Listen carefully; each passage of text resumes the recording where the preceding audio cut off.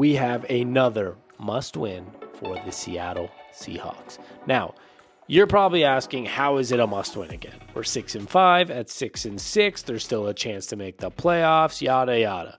Well, hear me out. When I say must-win, that doesn't necessarily mean the exact term that you see for must-win. Because a must-win maybe to you might be the fact that the Seahawks lose and are eliminated, or a win means you get put into the playoffs. When I use the term must-win, I use it in a different way. To me, the words must-win could mean multiple things, including the morale of the team, what's coming up in the future for the different games that we got going on, and how things are going to play out in the locker room, coaching staff, etc., etc. For this Seattle Seahawks team, it does feel like a must-win. We are on game 3 or 4 or 5, maybe even, of people talking about Geno Smith's not able to be the future quarterback. And I think we're all aware that he's not our, 3, 4, 5-year plan. I think we're all aware that it's a 1 or 2 year plan, but he's signed, so we were most likely expecting him to be somebody that plays for the Seahawks next year as well. But that also comes into play if we're on game 5, 6, 7, 8 when Geno's not playing very well. Pete Carroll is a phenomenal head coach. He's a legendary head coach for the Seahawks, and he's forever going to be legendary. But he is 71, 72 years old, and people are starting to wonder if he's going to last much longer, or does his style fit anymore? I'm not one of those. I actually think Pete Carroll's probably fine. I mean, he's lasting better than Bill Belichick is. So that not to say much. I'm not saying we're doing phenomenal every week, but we're doing just fine, which is okay. Yo, guys, if you enjoy this channel, please, and I mean please, check out my other channel, Framing the Game. It's at Framing the Game. Links in the description. I'll try to pop it up here. I also do other sports stuff. I talk a lot of business and sports side, money things. College football buyouts was my last big video. Different things, the cars, money, things people are buying. Just everything in sports, money, business, and content in the sports world. Framing the Game. Please check that out. It means the world to me. Back to the video. And at the end of the day, winning and losing plays a role in that. There is no talk of Pete Carroll really on the hot seat, right? Compared to Bill Belichick actually being on the hot seat. He's in Vegas odds. People are talking about it. So there's that. And for me, there's a morale of the team. If the Seahawks lose to the Cowboys, we are going to now be 6-6. 6-6 with the 49ers and Eagles coming up. If we lose this game again, there's something I can guarantee you. This team's not going to San Francisco and winning. After how I saw them play against the Rams and the 49ers, how they've played technically just against division opponents with their quarterbacks when they're healthy.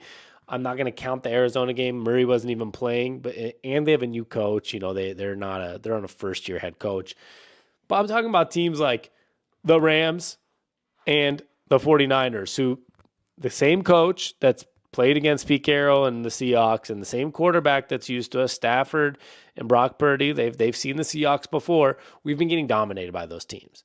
Now, I'm not saying that's going to continue to happen, but I am saying if you lose to this Cowboys team, it feels a lot more likely, because you just see the slow decline of how the confidence is, how the offense is confidence, the defense is confidence, everything. It's just not looking right now. So this is a must-win for the Seahawks in that sense. They have to go out and beat the Cowboys. I don't know how possible it is playing the way we have played in the recent past, but there's part of me that's still, maybe it's false optimism. Maybe it's just being a Seahawks fan in general. Being a fan, sometimes you think out of your ass, right? You think about things that you shouldn't be thinking. But I do that sometimes because I'm a fan. You might see me on YouTube and, I get some decent views sometimes, and I'm reporting some things on Twitter. I'm a fan more than I'm not a reporter. I'm not a beat writer. I'm a fan of the Seattle Seahawks who makes videos, makes content about the Seahawks. So don't get it twisted. I still have some false optimism sometimes, even though I don't, sometimes I like being wrong. Sometimes I like being right. There's always going to be a mix. That's what's fun about sports. If you knew everything that was going to happen in sports, it's not as fun. If you knew everything that wasn't going to happen, it's also not fun. So it's good to be false optimistic sometimes. Sometimes it's good to hate on the team more than you should and have them prove you wrong.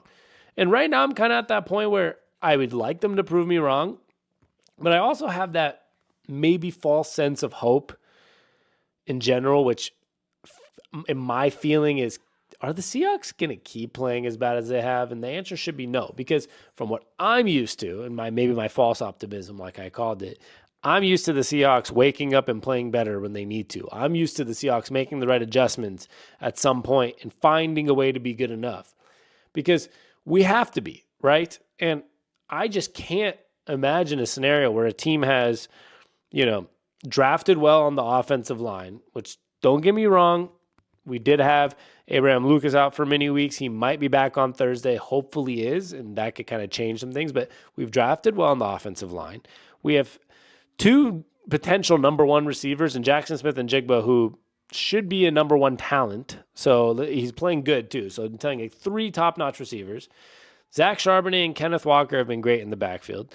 Geno Smith, as much as you want to say he's been bad, he hasn't been that bad. He's been average, right? Now, he's had some bad moments and some good moments. So if you go to like PFF rankings, you go to stats, he's somewhere 15 to 20 in the NFL. He's not the worst starting quarterback in the NFL, and he's nowhere near the top, but he's not awful. And from what you saw last year, he was a top 10 quarterback in the NFL last year. So all of that on offense, you would think the offense plays a smidge better than it has been, right? Because the way they've been playing doesn't add up. It doesn't make sense. It's not reasonable to think that a team with a quarterback they paid, whatever, it goes up to 100. I know it's not 100 million, but they paid him a good amount of money per year to be the guy for a year, 2 or 3.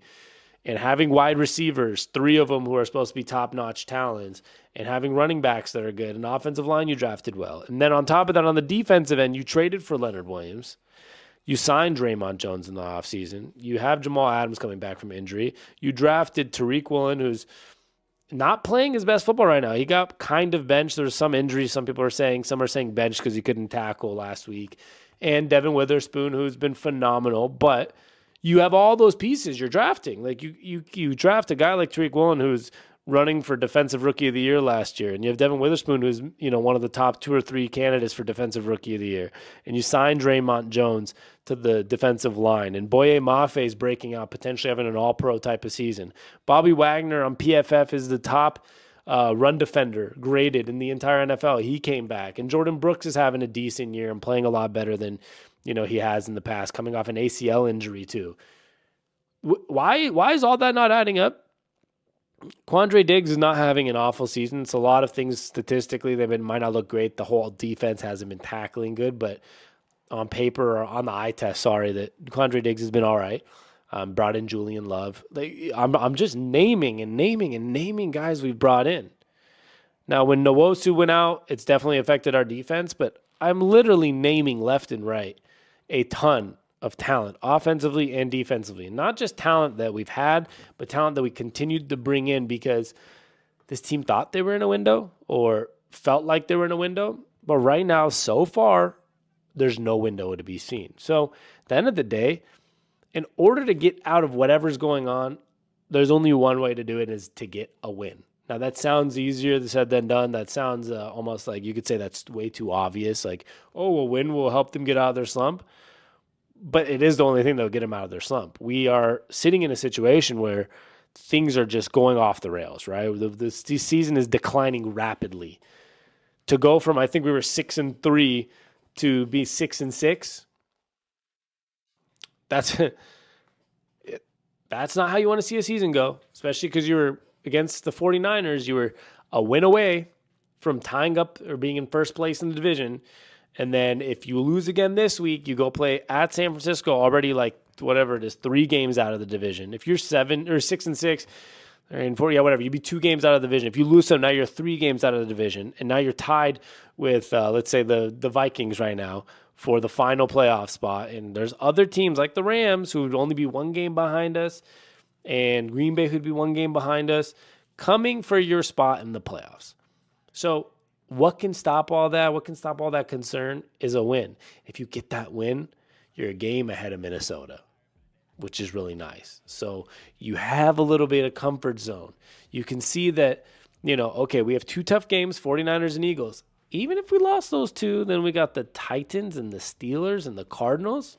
3 games we could win at the end of the year and end up, I don't know, 10-7, 9-7, whatever it is. That's a possibility. Last year, 9-8, sorry, or 10-7. I mean, last year we ended 9-8 and made the playoffs, so it's all possible. So don't sleep on the fact that it is possible. That's the important part. We got to get out of this slump. It is a must win. I hope you enjoyed my rant, and we'll be back next time. I love y'all. Peace.